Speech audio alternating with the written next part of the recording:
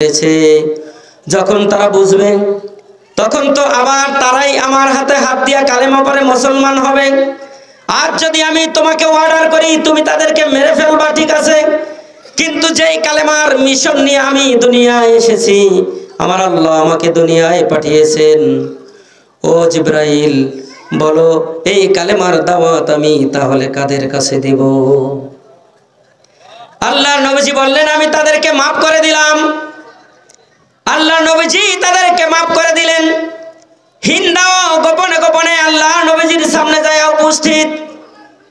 আল্লাহর নবীজি দেখেই চিনতে পেরেছেন তুমি না হিন্দা, তুমি না আমার চাচাকে মেরেছো, তুমি কেন এসেছো বলো, আমার কাছে কেন এসেছো? হিন্দা এবার বললেন ইয়া রাসূলুল্লাহ আমার ভুল হয়ে গেছে, আপনি আমাকে মাফ করিয়ে দেন, আমি আপনার হাতে হাত দিয়া ইসলামের সুশীতল ছায়ার তলে আশ্রয় নিতে চাই। আওয়াজ দিয়ে কোন না আল্লাহর নবীজির হাতে হাত দিয়া হিন্দা যখন ইসলাম কবুল করলেন, আল্লাহর নবীজি বললেন হিন্দা তুমি আমার আদরের কলিজার টুকরা চাচাকে কেমনে হত্যা করলা বলো, তোমার কি মায়া লাগে নাই? এবার হিন্দা বলতে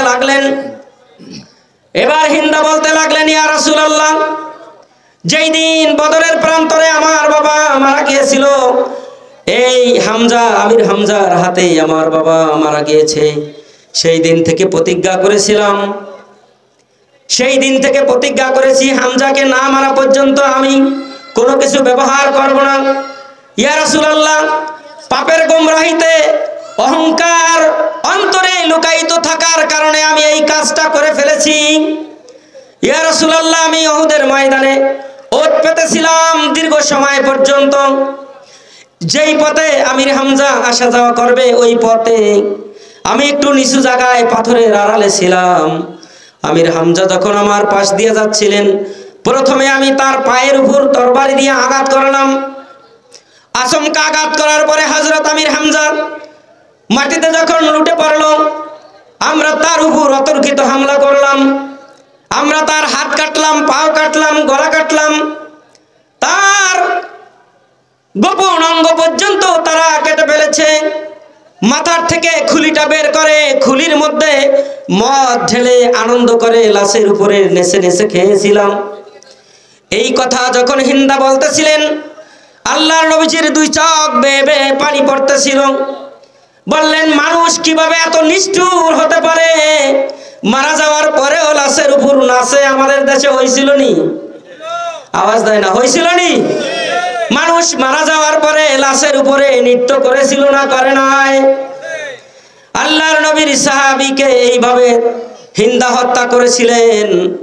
আল্লাহর নবীজির আর একজন সাহাবী নাম ছিল হানজালা। নতুন বিবাহ করেছেন, আল্লাহর নবীজি তাকে অর্ডার দেন নাই উহুদে যাওয়ার জন্য। নতুন বিবাহ করেছেন, বাসর রাত হয়েছে, গোসল করার জন্য পানির ঘাটে গিয়েছেন।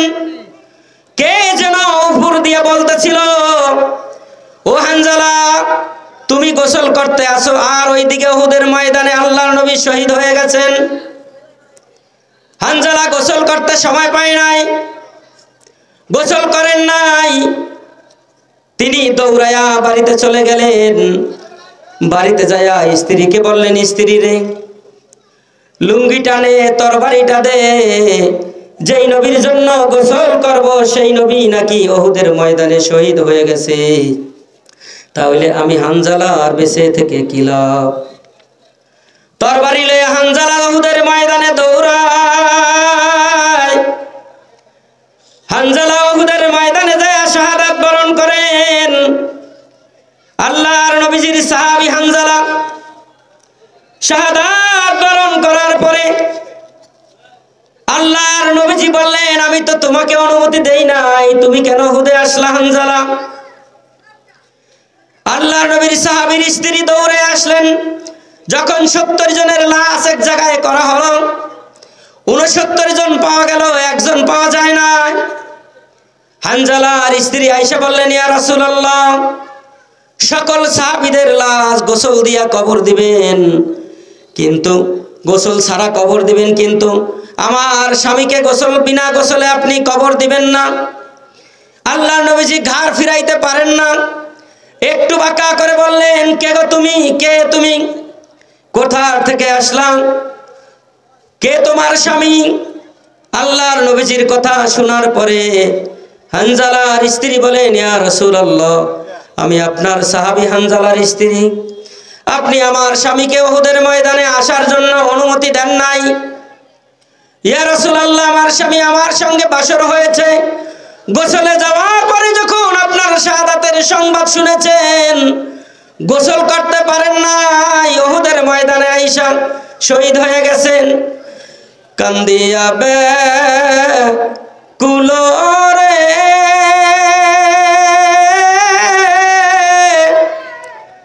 হানজালা শহীদ রে,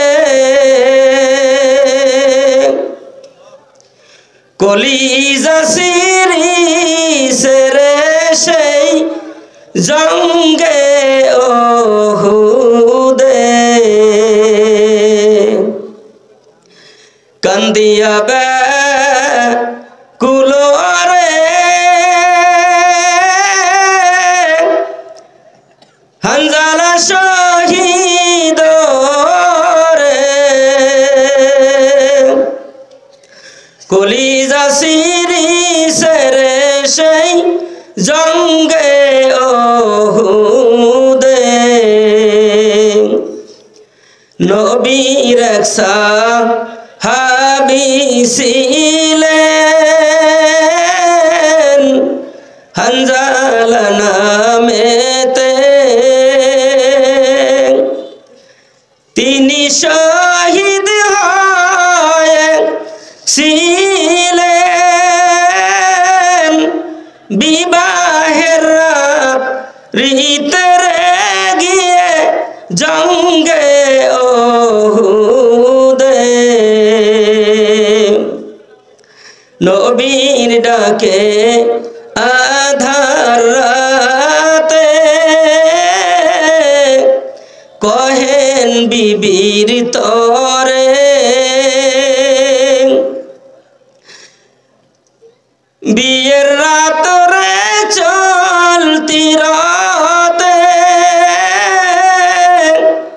বিদায় দেওয়া মাকে রে যাব জঙ্গে ওহুদে। হাত তুলে স্ত্রী বলেন, আল্লাহর দরবারে বিয়ের রাত রে নব স্বামী, সুপিলাম তো মারে রে গিয়ে জঙ্গে ওহুদে। যুদ্ধে গেলেন শহীদ হইলেন নাফাক হালাতে, নবী জেনে সাহাবীদের বলেন গোসল দিতে রে গিয়ে জঙ্গে ওহুদে। অমনি গাইবি আওয়াজ নবীজি পাইলেন শুনিতে, হানজালার গোসল হইবে ফেরেশতাদের হাতের গিয়ে জান্নাতের পানিতে। হযরত হানজালার স্ত্রী আল্লাহ নবীজিকে বলেন, ইয়া রাসূলুল্লাহ, সকল সাহাবীদেরকে বিনা গোসলে কবর দিবেন, কিন্তু আমার স্বামীকে বিনা গোসলে কবর দিবেন না। আল্লাহর নবীজি দেখলেন, আমার হানজালার লাশটা খুঁজে বের করো। সাহাবীরা আল্লাহর নবীজির সাহাবীর লাশটা যখন তন্ন তন্ন করে পুরা উহুদের ময়দান খুঁজলেন, কোথাও হানজালার লাশ খুঁজে পাওয়া যায় না। জিব্রাইলকে আল্লাহ তাআলা পাঠায় দিলেন, যাও জিব্রাইল যাও, আমার নবীকে সুসংবাদ দাও, আমি আল্লাহ হানজালার শাহাদাতে এত খুশি হয়েছি, এত খুশি হয়েছি, দুনিয়ার সাধারণ পানি দ্বারা, সাধারণ মানুষ দ্বারা আমি হানজালার লাশটা গোসল করানো পছন্দ করি নাই। আমি আল্লাহ জান্নাতের মধ্যে আমার হানজালাকে এনে ফেরেশতাদের হাতে আমি তাকে জান্নাতের পানি দিয়ে গোসল করিয়ে দিয়েছি।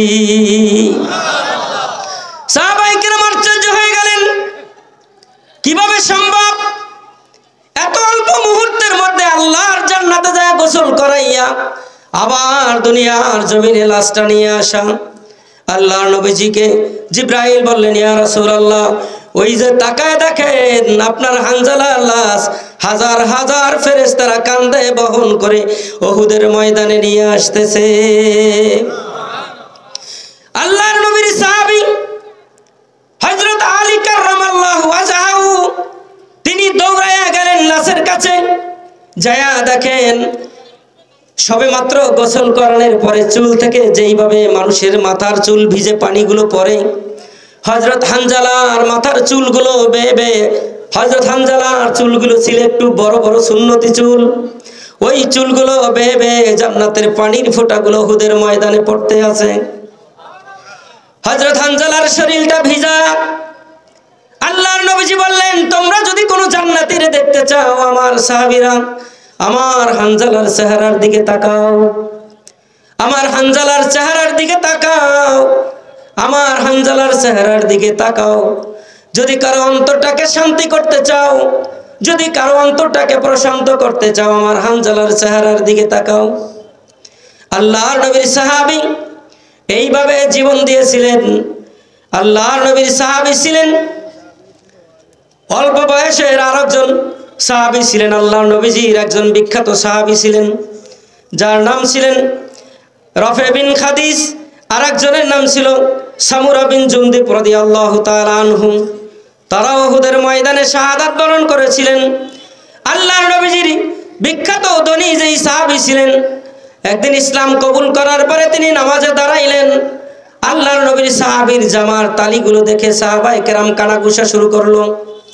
বললেন যে আপনি ইসলাম কবুল করার আগে একটা জামা 15 দিনের বেশি পরতেন না, কিন্তু আপনি ইসলাম কবুল করার পরে দেখলাম আপনার নামাজের আজকের জামাটার মধ্যে 70টা তালি।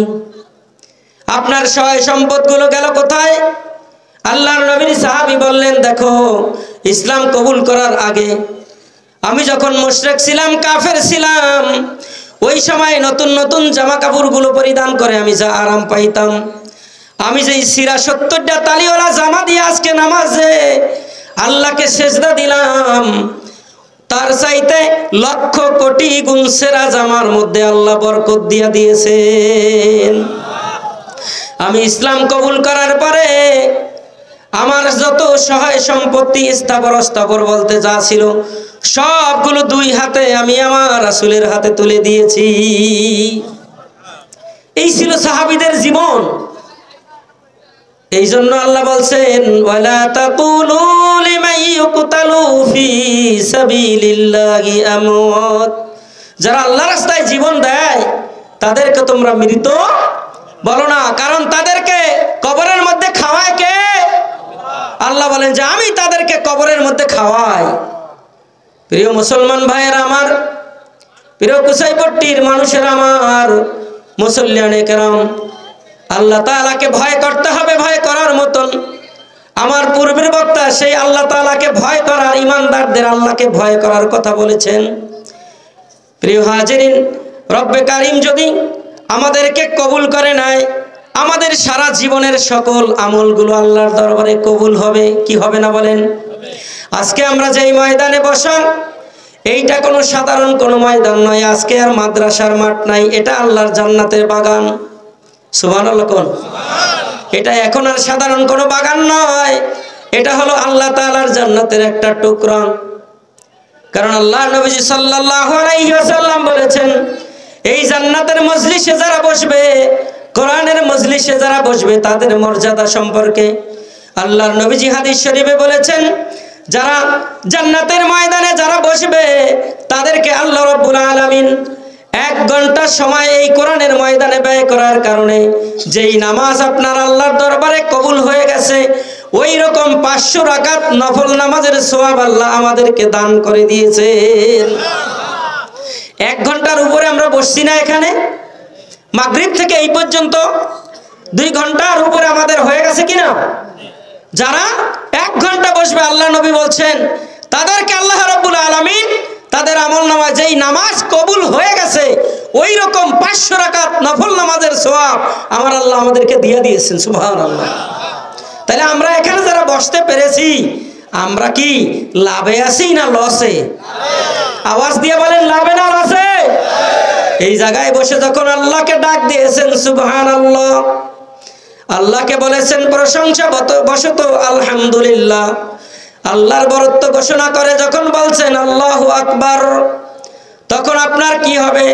একবার সুবহানাল্লাহ বলেছেন, আল্লাহর নবীজি বলেছেন তামলাউমা বাইনাস সামাওয়াতি ওয়াল আরদ।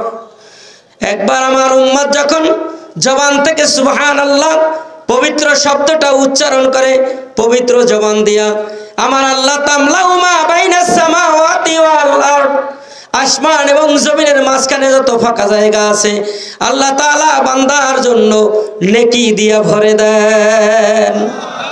আমরা কি লাভে আছি না লসে আছি? কি বলেন, লাভ না লস? লাভেই আছি। লাভে আছি না? আমরা কেউ লাভেই আছি। আল্লাহ তাআলা আমাদেরকে আরো মূল্যবান লাভ দান করুক, সকলে বলি আমিন। প্রিয় হাজিরিন, আল্লাহ নবীজি সাল্লাল্লাহু আলাইহি ওয়াসাল্লামের আরেকজন গরিব সাহাবী ছিলেন। আল্লাহর নবীজির সাহাবীর 2টা পাও ছিল ল্যাংড়া। আল্লাহর নবীজির কাছে যাইয়া বলেন, ইয়া রাসূলুল্লাহ, আমি উহুদের ময়দানে যাব, আমাকে আপনি অনুমতি দেন। আল্লাহর নবীজি বললেন, না, তোমাকে অনুমতি দেওয়া যাবে না, কারণ তোমার পাগুলো ল্যাংড়া, তুমি চলতে পারো না, অন্যের সাহায্য ছাড়া তুমি হাঁটতে পারো না, তুমি চলতে পারো না, তোমাকে অনুমতি দেওয়া যাবে না। আল্লাহর নবীর সাহাবী বললেন, ইয়া রাসূলুল্লাহ, আপনি আমাকে অনুমতি দেন, আমি উহুদের ময়দানে যাব ইয়া রাসূলুল্লাহ।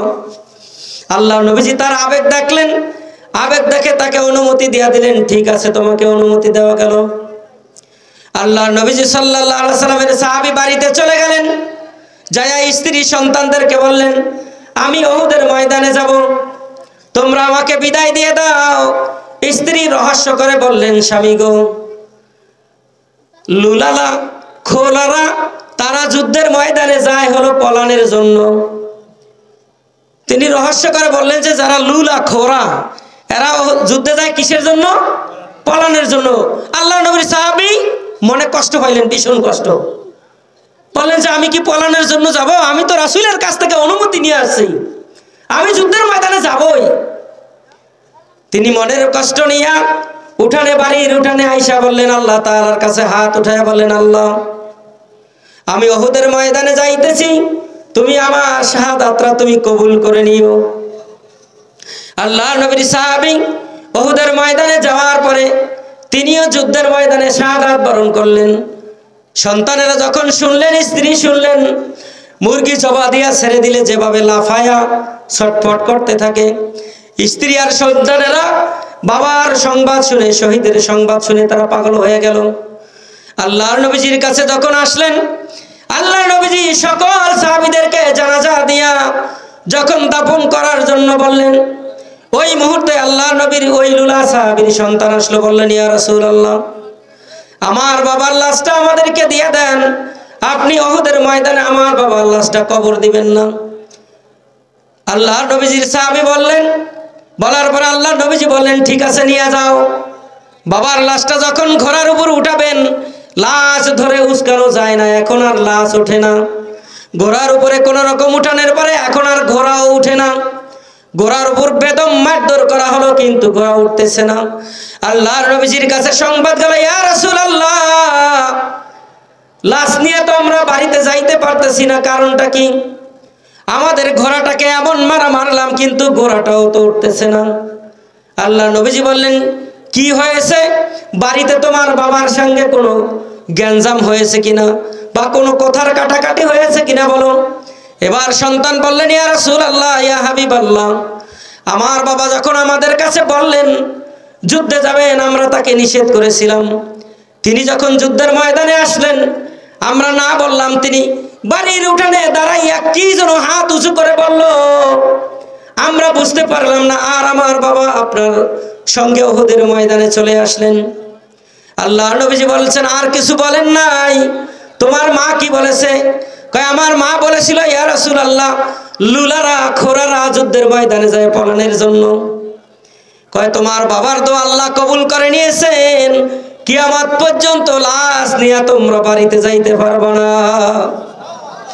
আল্লাহর নবীজি সকল সাহাবীদের দাফন করার জন্য কাপড়গুলো খুঁজলেন। সকল সাহাবীদেরকে যখন কাপড় পরাইয়া যখন এক এক করে যখন জানাজা দিয়া যখন আল্লাহর নবীজি দাফনের কাজ করলেন, সর্বশেষ 3 জন সাহাবী, লাশ আছে 3 জনের, কাপড় আছে মাত্র 1 টুকরা। আল্লাহর নবীজি বললেন, 3 জনকে একটা কাপড় দিয়া পেঁচাইয়া তারপরে জানাজা দিয়ে তাদেরকে দাফন করে দাও। কাপড় যখন পায়ের দিক থেকে পেঁচায়, বুকের উপর থেকে খালি থাকে, আবার যখন কপাল মাথা থেকে যখন কাপড় পেঁচানো হয়, আঁটুর নিচ পর্যন্ত ফাঁকা থাকে। আল্লাহর নবীজি বললেন, সাহাবীরা রে, এই অবস্থা উহুদের ময়দানে একটা ঘাস ছিল, নাম হলো ইস্কির নামক ঘাস। আল্লাহর নবীজি বললেন, ওই ঘাসগুলা লতা পাতাগুলো এনে পায়ের দিক পেঁচাইয়া তাদেরকে একসাথে জানাজা দিয়া কবরস্থ করুন। আল্লাহর নবীজির সাহাবী বললেন, ইয়া রাসূলুল্লাহ, আমার বাবা ইন্তেকালের আগে অনেক দানা করে গিয়েছিলেন, যেই দানা দেওয়ার মতন সামর্থ্য আমাদের সংসারে নাই। আমার 9টা বোন, একজনকে এখনো বিবাহ দিতে পারি নাই অর্থের কারণে। ইয়া রাসূলুল্লাহ, ইন্তেকালের পূর্ব মুহূর্তে বাড়ি থেকে বের হওয়ার সময় আমাকে বলে গিয়েছেন, তুমি যা কিছু করবা, বিপদে পড়বা, যা কিছু হবে আল্লাহর নবীজির সঙ্গে পরামর্শ করে করবা। ইয়া রাসূলুল্লাহ, আজকে আমরা আমার বাবাকে মাটি দিয়ে আসলাম। বাড়িতে যখন গেলাম, যাইয়া দেখি পাওনাদাররা আমাদের বাড়ি ঘেরাও করেছে। ইয়া রাসূলুল্লাহ, এখন আমাদের কাছে কোনো সামর্থ্য নাই, কি দিয়ে আমরা এই দেনাগুলো পরিশোধ করব? আল্লাহর নবীজি জিজ্ঞাসা করলেন, সাহাবীরে, বাড়ি